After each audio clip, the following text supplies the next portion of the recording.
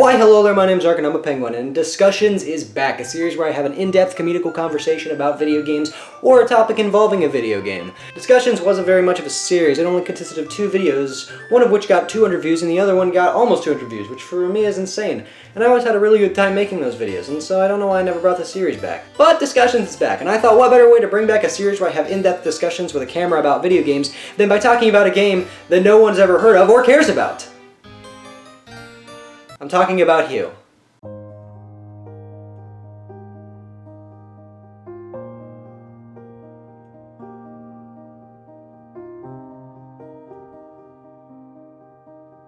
Hue is a 2D puzzle platformer that has a heavy emphasis on colors. The main selling point of this game is the color wheel. The annular spectrum. It could be legally obligated to call this thing an annular spectrum, and I still wouldn't care. Execution block, here I come. If it wasn't obvious enough, you play as a little color midget named Hue. As soon as you start up the game, it starts off by giving you a little bit of the backstory. Basically, your mom is a color scientist. I never thought those two things could go together, but I mean, hey, if there's such thing as fart scientists, then anything is possible.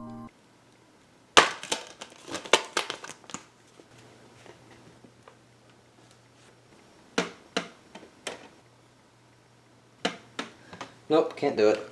Her partner, Dr. Gray, who's an elderly sausage, betrayed her, and she turned a shade known as an impossible color, and became completely invisible. And you need to save her using a color wheel that you find fragments of throughout the game.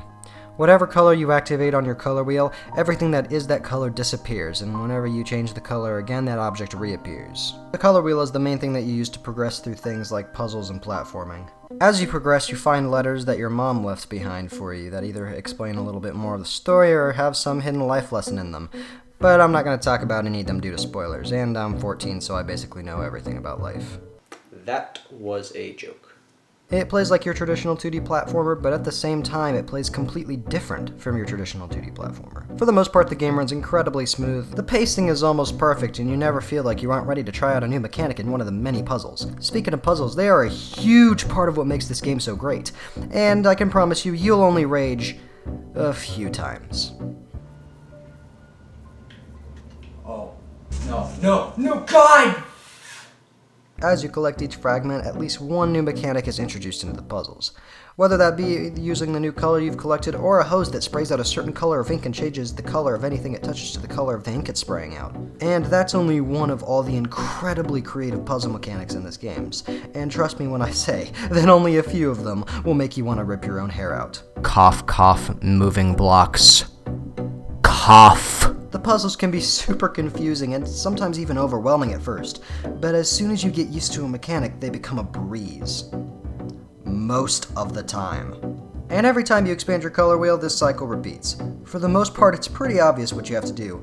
It's just a matter of figuring out how to do it, which causes you to think outside the box. On your map, it shows you how many levels are in each section, and it's usually 4 to 5.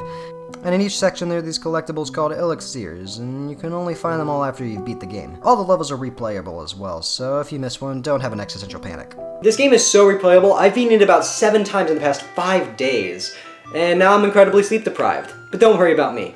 Everything's gonna be okay. Man, is this game replayable.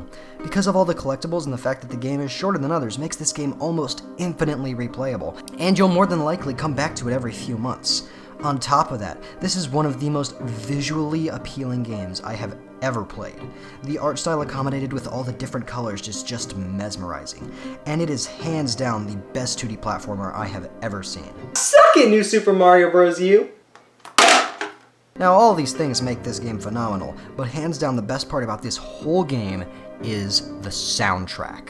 This is easily my second favorite soundtrack of any video game ever. Almost every song is so peaceful and relaxing, such as My Dearest Hue, Fragments, and With Compliments.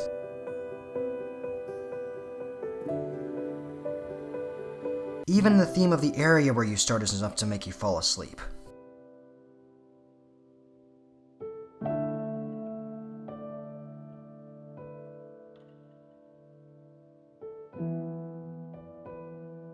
And that's not to say there aren't a few exciting songs, such as Breakthrough, Great Machines, and Apex. Not the Battle Royale Apex, cause unlike that Apex, this Apex is good.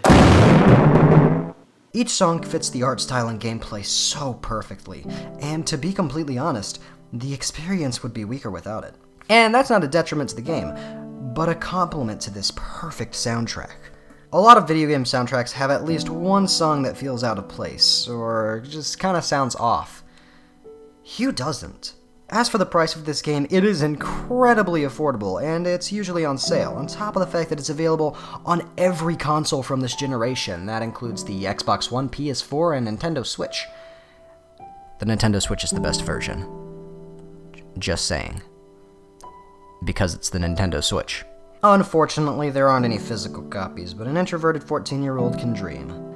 If there was one thing I could change about this game, I would like it if you unlocked new levels for beating the game. And I know you can replay old ones and find collectibles, but they're old levels, and I would have liked some new ones.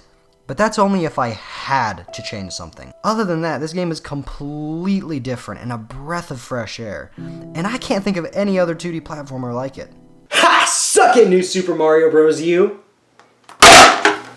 This is easily the best 2D platformer I have ever played, and that's coming from the guy that loves 2D platformers so much he got a tattoo in honor of the genre. But out of all the amazing 2D platformers I've played, this one reigns supreme. Now if you excuse me, I'm gonna go play New Super Mario Bros. U.